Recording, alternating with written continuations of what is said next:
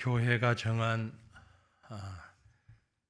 연령 그 시기에 따라서 귀한 사역을 감당하시고 이제 새로운 방법으로 사역을 이어가실 오늘 은퇴자들 감사와 축복의 인사를 전해 올립니다.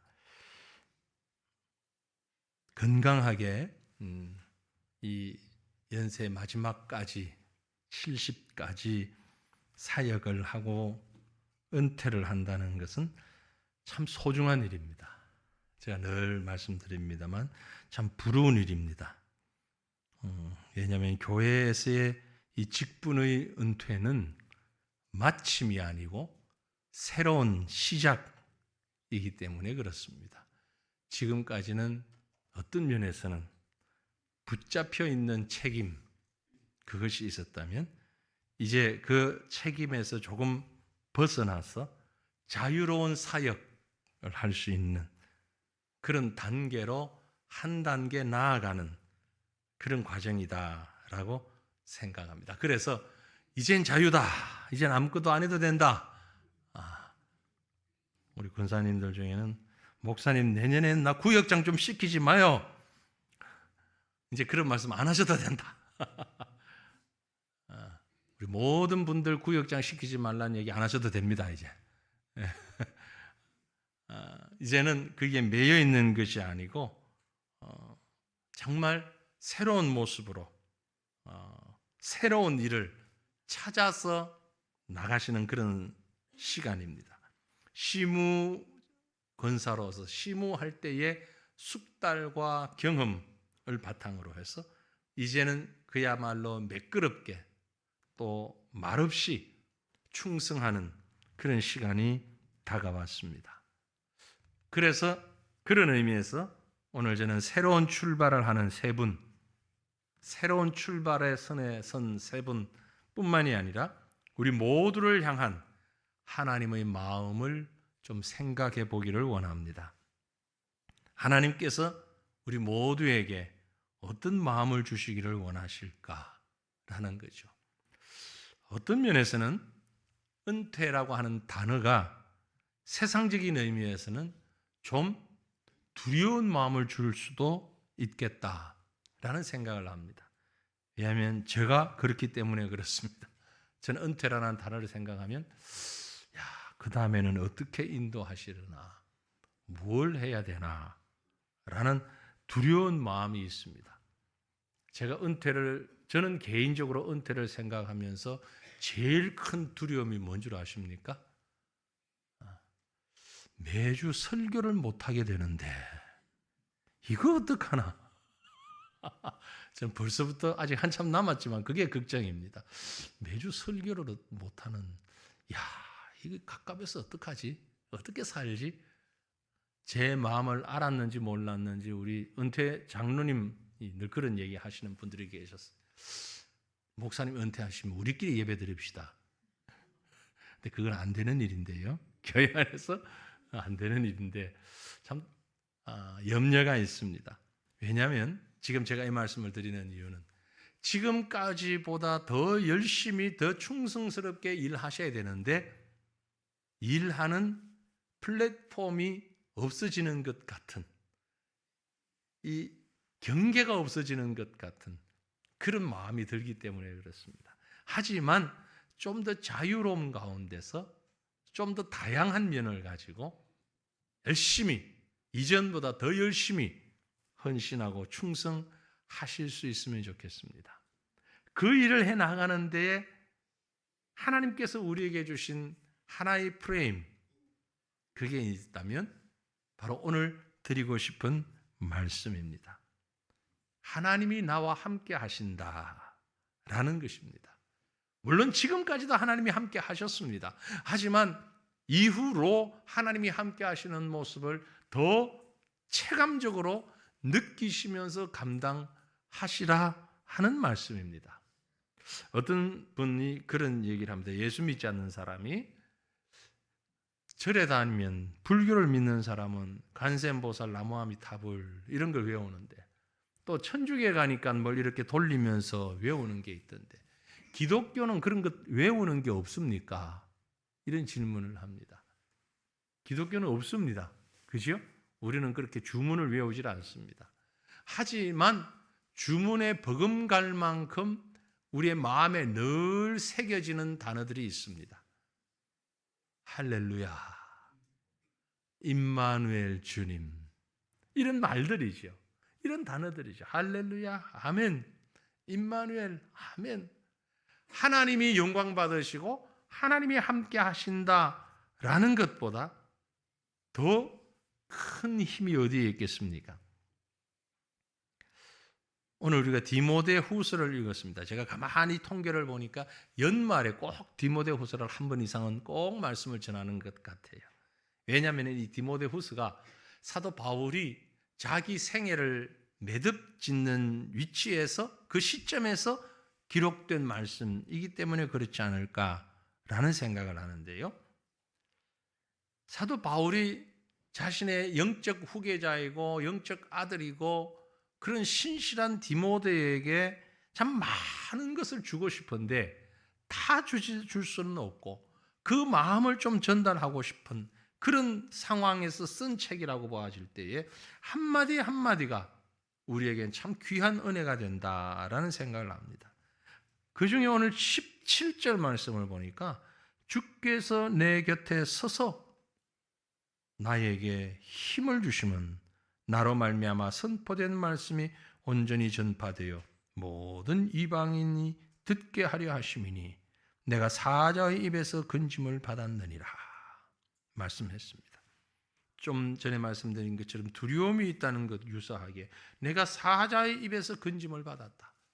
참 사자의 입과 같은 두렵고 위험한 상황에서 내가 건짐을 받았는데 그 믿음이 무슨 믿음이냐? 주님이 내 곁에 서 계신다는 믿음. 바울의 이 짧은 고백이 선교사 바울로서의 직분자로서 바울의 그 고백이 주님이 언제나 나와 함께 계신다라는 이 고백이 바로 임마누엘의 고백이다. 그렇게 보여지는 것입니다. 곧 다가오는 성탄절에 우리 예수님의 오심을 더 많이 생각하며 말씀을 듣게 됩니다. 하나님이 이 땅에 육신을 입고 임하시는 성자의 탄생, 그 이름이 알려주는 대로 우리 하나님은 임마누엘의 하나님이십니다. 우리 잘 아시는 말씀이죠. 마태복음 1장 23절 보라 처녀가 잉태하여 아들을 낳을 것이요 그의 이름은 임마누엘이라 하리라. 그 뜻은 하나님이 우리와 함께 계시다. 그렇게 말씀하고 있습니다. 그래서 오늘 은퇴하시는 세 분에게 또 우리 모든 성도들에게 이 임마누엘 신앙 이걸 꼭 가슴에 새겼으면 좋겠다. 간직했으면 좋겠다 하는 말씀을 드리고 싶습니다. 임마누엘 신앙, 우리와 함께 계시는 하나님이십니다. 그럼 중요한 것은 주님이 언제 어느 때 우리와 함께 계시는가? 언제 어떨 때 어떤 순간에 함께 계시는가? 모든 상황, 모든 시간 속에 하나님이 함께 계시는 줄 믿습니다. 오늘 은퇴하시는 우리 귀한 권사님들, 앞으로 남은 시간에 주님이 늘 함께 하시기를 축복합니다. 주님은 언제나 우리와 함께 계시는데 다만 우리가 알지 못할 뿐입니다. 하나님은 늘 우리 곁에 계시는데 우린 그 사실을 깨닫지 못하고 있는 거죠. 마치 이스라엘 백성이 애굽에 있는 동안에도 하나님이 함께 계셨는데 함께 계시는 하나님을 발견하지를 못하시고 우리 하나님이 어디 있느냐? 하나님이 어디 계시는데? 그랬다가 출애굽 때에 모세를 통해서 그 하나님을 깨닫게 되었을 때 이제야 하나님이 우리와 함께 하시는구나 라고 생각했지만 실상은 그 이전부터 하나님께서 너의 부르짖음을 내가 들었다. 너의 고통을 내가 듣고 있다 라고 말씀하셨거든요. 주님은 우리와 늘 함께 하십니다. 우리가 알지 못할 뿐인데 그런데 특별히 우리가 어느 때에 주님이 나와 함께 하시는 것을 깨달을 수 있는 거 하니 고난당할 때, 아픔을 당할 때. 우리가 잘 아는 대로 초대교회 최초의 집사 중에 한 사람인 스데반이 돌멩이를 맞고 순교할 때에 스데반이 성령에 충만하여서 하늘을 우러러보니 그때 하나님의 영광과 하나님 우편에 서 계신 예수님을 보게 됩니다. 보라, 하늘이 열리고 인자가 하나님 우편에 서신 것을 보노라. 그때야 보였어요. 근데 실상 하나님은 우리와 늘 함께 하셨는데, 고난 가운데 있을 때, 생명의 위협을 느낄 때 우리 주님은 함께 계실 뿐만이 아니라 벌떡 그 자리에서 일어나셔서 하늘이 열리고 인자가 하나님 우편에 서신 것을 본다. 그랬으면 참 장하구나. 네가 나를 위해 목숨도 아끼지 않고 충성하는구나. 그걸 보게 된 겁니다. 워낙에는 오늘 이 자리에 계신 우리 모두가 이런 하나님을 볼 수 있기를 원합니다. 눈이 열려지는 축복에 함께 하시기를 원합니다.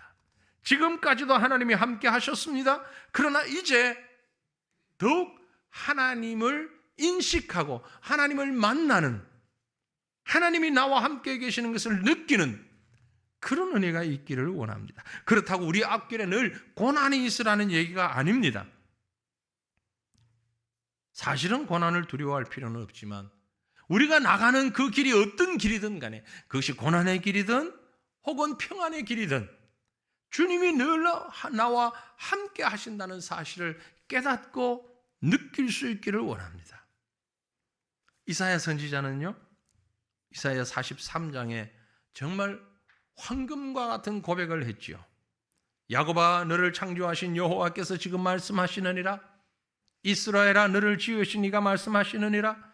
너는 두려워하지 말라. 내가 너를 구속하였고 내가 너를 지명하여 불렀나니 너는 내 것이라. 네가 물 가운데로 지날 때에 내가 너와 함께 할 것이라.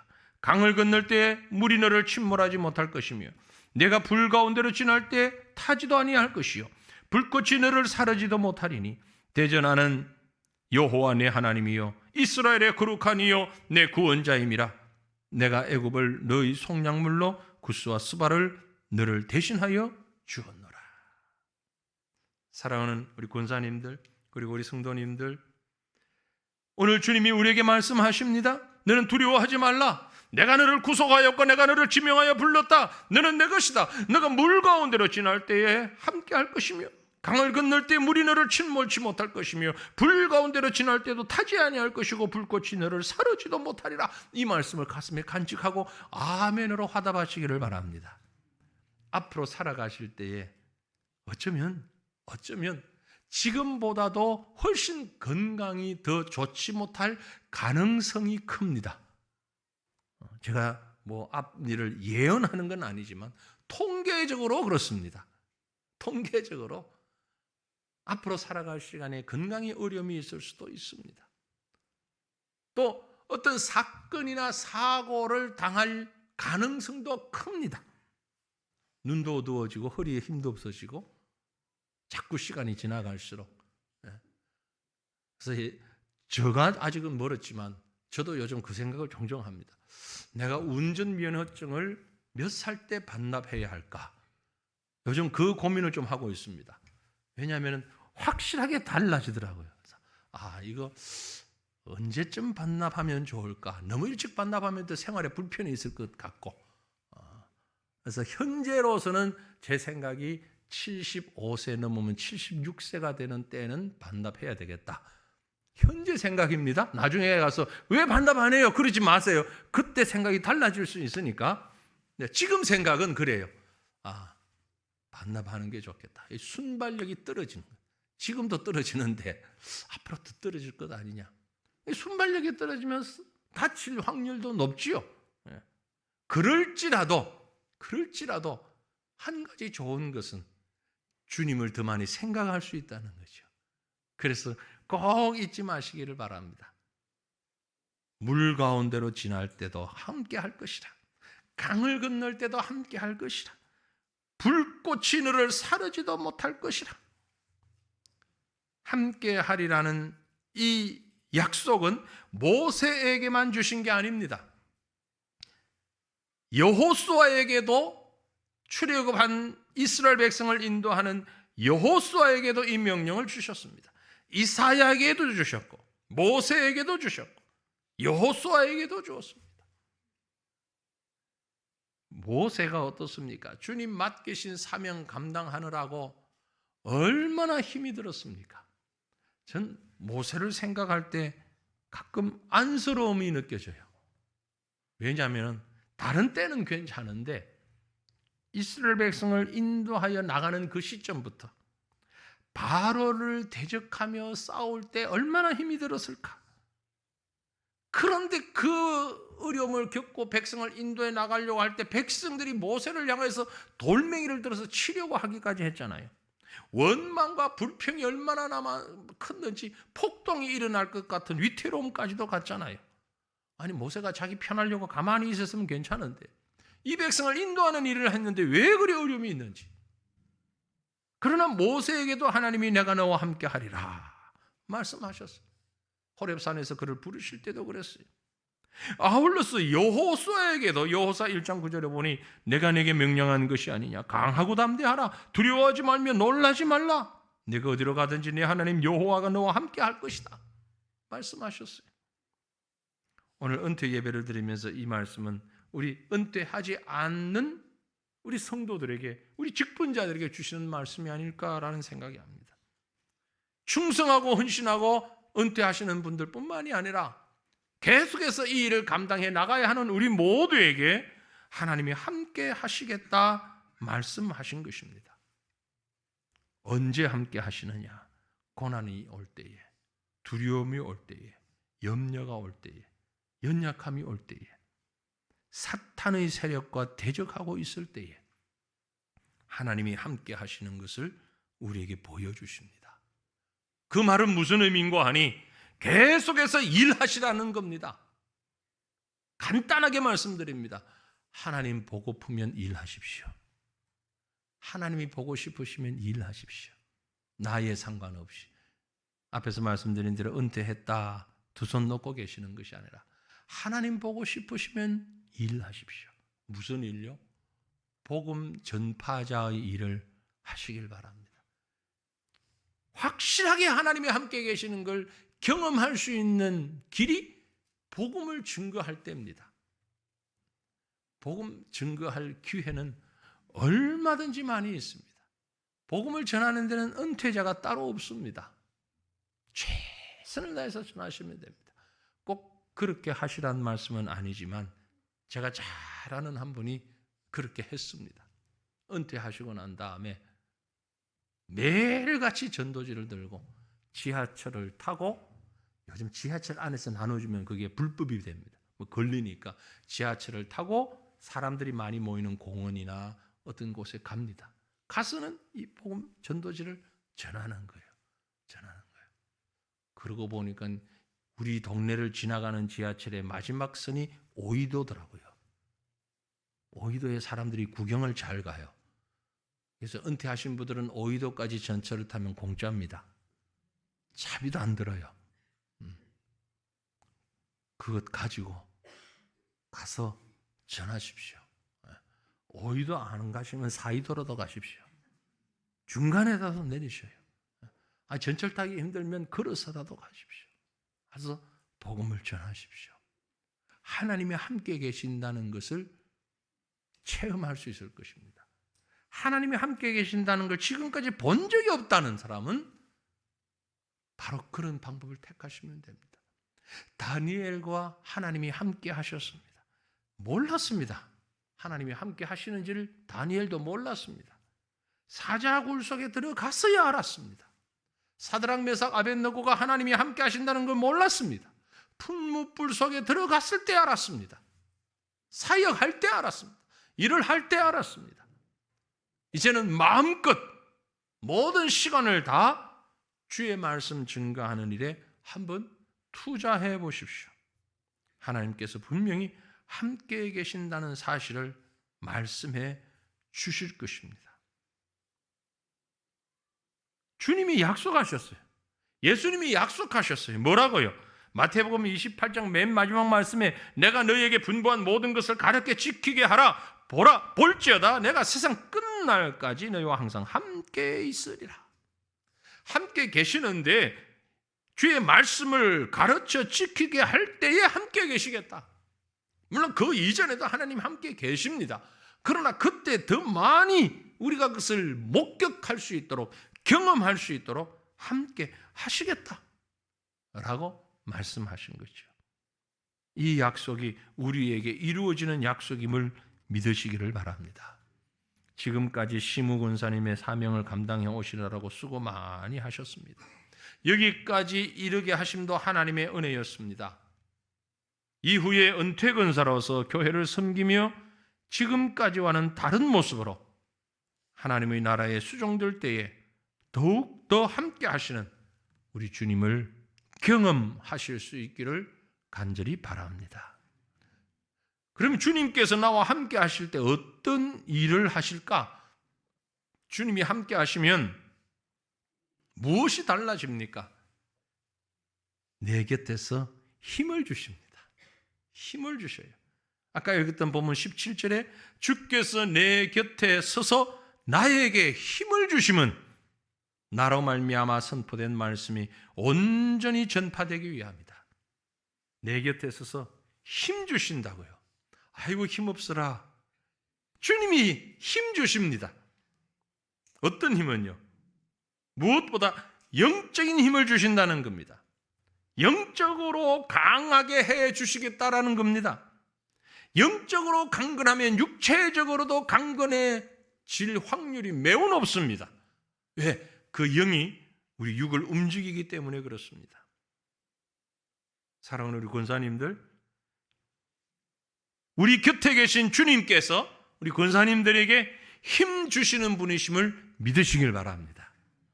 우리 모든 성도님들, 주님이 힘을 주시는 줄 믿으시길 바랍니다. 어떤 좋은 주사, 어떤 좋은 그런 약, 그것이 우리를 힘있게 하는 것이 아니라 주님이 함께 계시면 주님이 우리에게 힘 주신다고 성경이 분명히 말씀하고 있잖아요. 더욱더 주의 일을 감당할 때에 주님이 힘을 주시고 힘 주셔서 이 일을 감당할 수 있게 되는 것입니다. 오늘 하나님 앞에 서서 하나님을 바라보는 우리 모든 성도들에게도 주님께서 그 곁에서 힘을 주시고 특별히 병든 자를 치료하시는 은혜가 주님이 힘을 주셔서 감당할 수 있기를 간절히 소망합니다. 중요한 것은 그렇게 힘 주시는 이유가 뭐냐? 주님이 우리에게 힘 주시는 이유, 주께서 내 곁에 서서 나에게 힘을 주심은 뭐라고 했어요? 나로 말미암아 선포된 말씀이 온전히 전파되어 모든 이방인이 듣게 하려 하심이라. 바울은 하나님이 자기를 강하게 해주시는 이유가 여기에 있다고 믿었습니다. 복음 전파를 통한 이방인 구원, 이것 때문에 하나님이 힘 주시고 은혜 주시고 강건케 하신다라는 걸 분명히 말씀하고 있습니다. 여러분, 건강하길 원하십니까? 어때요? 건강하시길 원하십니까? 다 원하시죠? 왜요? 왜 건강하시려고 합니까? 멋지게 여생을 보내기 위해서? 아니, 여기저기 여행 좀 다니려고? 나도 힘이 있어야 살지. 힘 없으면 자녀들한테도 짐덩이 되고 안 되지. 그러니 하나님 내게 힘 주시기를. 물론 좋습니다. 그러나 하나님이 우리에게 힘을 주실 때 이유가 따로 있어요. 나로 말미암아 선포된 말씀이 온전히 전파되기 위하여서 나에게 말씀 선포하라고 하나님이 힘을 주시는 거예요. 말씀 전파하라고. 제 동기 목사님 가운데 그런 분이 계십니다. 신학교 동기 목사님들 중에는 나이가 차이가 많이 납니다. 지금 저희 동기 중에 나이가 이제 연세가 제일 높으신 분이 거의 90이 다 돼갑니다. 근데 이분이 80이 넘어서까지 80 한 둘, 셋까지도 같이 족구를 했어요. 가끔 동기들 모이면은요. 근데 대충 하는 게 아니고 엄청 잘하셔요. 그 족구를. 여러분 족구가 뭔 줄 아시죠? 발배구. 80 노인네가 운동을 하는데 얼마나 잘하시는지. 지금도 우리 동기들 카톡방이 있는데 그게 뭐 글을 열심히 올리고 매주일마다 어디 사역을 나가면서 활동을 열심히 하셔요. 참 건강하시다. 어떻게 그렇게 건강합니까? 하나님의 일을 하니까 건강하죠. 하나님의 일을 하니까 하나님이 건강 주시죠. 건강 주시니 주의 일을 하고 주의 일을 하기 위해서 건강 주시는데 참 그분을 뵐 때마다 정말 대단하시다. 대단하시다. 여러분 멋진 여행하시기 위해서 건강하지 마시고요. 주의 말씀 전하기 위해서 건강하십시오. 주의 말씀 전하기 위해서 건강하십시오. 건강하세요. 팔팔하게. 죄송합니다. 팔팔이라는 말을 그런 데 쓰는 말인지는 모르겠는데 힘있게 사시기를 바랍니다. 무엇을 위해서? 주의 말씀 증거하고 주의 일 하시기 위하여서. 70이 되셔서 은퇴하시니까 방글라데시를 같이 갈 수 있겠죠, 내년에. 앞으로 한 10번은 갈 것 같아요. 1년에 한 번씩. 한 10번까지는 그 다음에는 제가 가시자고 말씀 안 드릴게요. 말씀 증거하러 가셔야죠.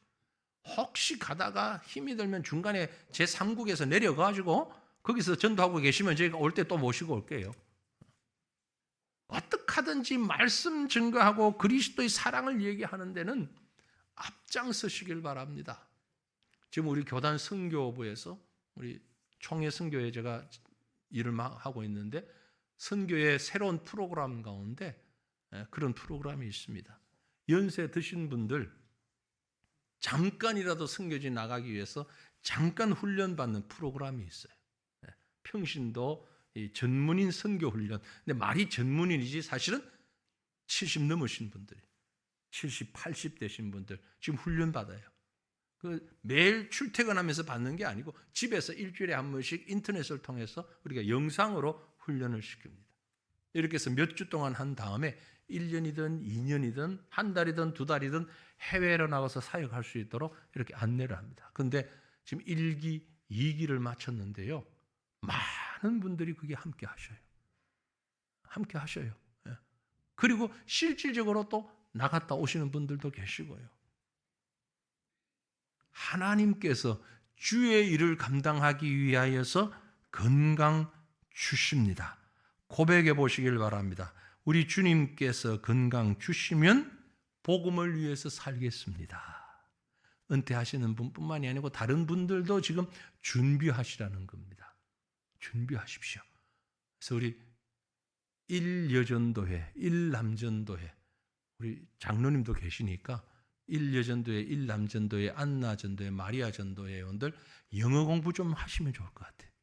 우리 장로님 시간 좀 내주셔가지고 외국 나가서 복음 증거할 수 있도록 영어 공부 열심히 하시고 국내에서 현장 훈련도 할 수 있도록 안산 지역에 가서 또 외국인들에게 복음 전하게 할 수 있도록 운전 제가 해드릴게요. 같이 가서 이런 활동들이 이루어지면 우리가 건강한 직장생활 하는 분들 시간 없어서 잘 못하시니까 직장 퇴직하신 분들 모아가지고 하나님께서 주시는 건강 그렇게 좀 멋지게 써보시면 좋을 것 같아요. 뿐만이 아니고 오늘 말씀에서 계속 봅니다. 주님이 내 곁에 계시면서 뭘 하시느냐? 나를 위험에서 보호하신다고 말씀하셨어요. 나로 말미암아 선포된 말씀이 온전히 전파되어 모든 이방인들이 듣게 하려 하심이니 내가 사자의 입에서 건짐을 받았느니라. 그렇습니다. 하나님은 하나님의 백성들이 위험에 빠지는 걸 원치 않으십니다. 마치 암탉이 병아리를 품듯이 보호하십니다. 하나님의 보호하심은요, 우리가 잘 알잖아요. 우리가 그렇게 많이 기도하잖아요. 시편의 말씀을 가지고 우리가 인용해서 기도 많이 하죠. 하나님의 백성을 눈동자와 같이 보호하시는 하나님이신 줄 믿습니다. 믿습니까? 눈동자처럼 보호하신다. 눈동자를 우리가 어떻게 보호하는지 잘 보세요. 여러분, 눈이 아프고 따갑고 피곤하면 어떻게 돼요? 자동적으로 눈을 감아요. 눈동자가 건조해지지 않기 위해서. 결정적으로 여러분은 대단한 테크닉을 다 가졌습니다. 참을 수 없는 재채기가 탁 나올 때 눈은 딱 감습니다. 눈 뜨고 재채기 하는 분이 있으면 한번 손 들어봐요. 왜 감아요? 왜 감아요? 실질적으로 그 재채기를 할 때 압력이 쫙 나갈 때에 눈을 뜨고 있으면 눈알이 앞으로 나갈 수 있대요. 진짜로. 그래서 눈을 딱 감는 거야. 눈알이 못 나가게. 아유, 고도의 테크닉을 지니신 분들이야. 눈동자와 같이 보호하신다는 말이 바로 그 말이에요. 우리 중에 누가 어떤 사람이 주먹이나 어떤 물건으로 얼굴에 딱 가지고 오면 눈을 크게 뜹니까? 감습니까? 눈을 딱 감잖아요. 코는 다쳐도 돼. 볼은 다쳐도 돼. 이빨이 나가도 돼. 눈은 안 돼. 눈은 딱 감아버려. 그게 눈동자와 같이 보호하는 거예요. 여러분, 말씀이 얼마나 신묘한지요. 하나님이 우리를 눈동자처럼 보호하신단 말이에요. 내가 알지 못하는 위험도 하나님은 본능적으로 막아서서 우리를 지켜주신다는 겁니다. 내 곁에 계신 주님께서 나를 하나님의 눈처럼 그렇게 보호하신다. 그렇게 우리를 안전하게 지켜주신다. 어떨 때는 우리가 참 못난 사람이다 보니까 나를 안전하게 지켜주는 것까지도 거추장스럽게 생각할 때가 있어요. 사람들 가운데 정말 헛똑똑이라고 그러죠. 지혜 있는 척 하는데 바보스러운 사람이 누군 줄 아세요? 우리 가운데는 그런 사람 없는 걸로 제가 아는데, 자동차를 운전하면서 안전벨트를 이렇게 매고는 안전벨트가 꼭 조이는 게 싫다고 집게 같은 걸로 여기에 이렇게 딱 찝고 다니는 사람들 없죠? 잘 모르죠? 그건 안전벨트 하나만 하잖아요. 한 가지 유익한 건 경찰에 적발 안 될 수 있어요. 경찰이 볼게는 안전벨트 했어요. 그러나 안전벨트 역할을 전혀 못 하잖아요. 벨트는 딱딱하게 탱탱하게 조이고 있어야 결정적인 순간에 이 벨트가 우리를 붙잡아 준단 말이에요. 그럴 때 그 안전벨트가 조이는 게 싫다고 다른 장치를 한다면 참 어리석은 사람이에요. 신앙도 마찬가지입니다. 우리 신앙의 안전벨트가 뭡니까? 하나님이 나와 함께 하시는 거예요. 하나님께서 내 곁에서 안전벨트가 되어주신단 말이죠. 단단히 우리를 고정시켜 주십니다. 급증거를 해도 우리를 붙잡아주고 어떤 사고가 나도 우리를 붙잡아 줍니다. 여러분, 세상에서 우리를 이렇게 보호해주는 안전벨트가 하나님 외에 다른 뭐가 있을 것 같습니까? 보험이요? 물질이요? 건강이요? 사실은 그건 안전벨트가 아닙니다. 비슷하게 보이지만 죄송하지만 자녀들 아닙니다. 안전벨트는요, 하나님입니다. 하나님이 우리의 안전벨트예요. 내 곁에 계신 하나님께서 나를 안전하게 보호하시니 하나님의 안전벨트 절대 벗지 말고 꼭 함께 하시기를 바랍니다. 더 나아가서 마지막으로 하나님이 내 곁에 계시면서 우리에게 주시는 유익은 나의 구원을 완성시켜 주십니다. 18절에 기록했습니다. 주께서 나를 모든 악한 일에서 건져내시고 또 그의 천국에 들어가도록 구원하시리니 그에게 영광이 세무궁토록 있을지어다. 그렇습니다. 우리 주님은 우리 곁에서 늘 우리의 구원을 완성시켜 주시는 분입니다. 이미 구원 받았습니다. 그 받은 구원을 완성시켜 나가야 할 숙제가 우리에게 있는데 이 숙제를 우리 스스로 하라고 밀어주지 아니하시고 하나님이 함께 해 주십니다. 하나님이 그 숙제를 같이 해 주신단 말이에요. 성경을 보면 우리 하나님이 하나님의 종들을 도우시는 모습 이렇게 기록합니다. 시편 46편 5절에 하나님이 그 성중에 계시며 성이 흔들리지 아니할 것이라 새벽에 하나님이 도우시리로다. 새벽에 도우신다는 얘기는 하루 종일 도우신다는 얘기입니다. 로마서 8장 26절은 이와 같이 성령도 우리의 연약함을 도우시나니 우리는 마땅히 기도할 바를 알지 못하나 오직 성령이 말할 수 없는 탄식으로 우리를 위하여 친히 간구하시느니라. 우리의 기도가 너무 연약하고 부족하기 너무 많지만 하나님의 성령께서 우리의 기도를 도우셔서 우리로 하여금 그 구원을 완성하도록 만들어 가신다라는 것입니다. 그러므로 사랑하는 성도들이여, 하나님의 간섭의 실정을 혹시 느끼고 계십니까? 하나님의 섭리가 우리를 붙잡고 막으실 때 때로 우리는 이에 대해서 실정을 느낄 수도 있지만 그러나 그렇지 않습니다. 우리의 인생은 분명한 안내자가 필요합니다. 하나님이 우리의 안내자가 되시고 우리의 구원을 완성시켜 나가실 것입니다. 이제 앞으로 나가는 길을 은퇴하시고 앞으로 해야 할 일들을 하나님의 인도하심을 기대하시며 귀를 기울이시기를 바랍니다. 최신 내비게이션은요, 길을 빠르게 인도합니다. 뿐만이 아니라 안전하게도 인도합니다. 요즘 내비게이션이 얼마나 잘 나오는지 몇 번째 차선으로 주행하라는 안내까지도 하더라고요. 전방 500m에서 우회전을 해야 되니까 지금은 맨 끝 차선으로 차를 운행해라. 좌회전해야 되니까 1차선으로 혹은 1차선 가려고 하는데 2차선으로 가라. 1차선은 유턴 전용 차선이기 때문에 안 된다. 뭐 이런 안내까지도 해요. 사람이 만든 내비게이션도 그런데 하나님의 말씀의 내비게이션은 우리 인생의 모든 것을 인도하고 계십니다.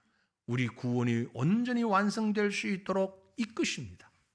오늘 은퇴하시는 우리 권사님들 그리고 은퇴자를 바라보는 우리 모든 성도님들 임마누엘 하나님이 함께 하시면서 이끄시는 대로 그분이 힘주시는 대로 그분이 지혜 주시는 대로 그분이 기뻐하시는 주의 복음이 증거되는 일에 마음껏 헌신하며 쓰임받을 수 있는 그런 일꾼들로 새롭게 하나님 앞에서 세워지는 귀한 은혜가 함께 하시기를 우리 주님의 이름으로 축원합니다. 기도하겠습니다. 하나님 아버지 감사합니다.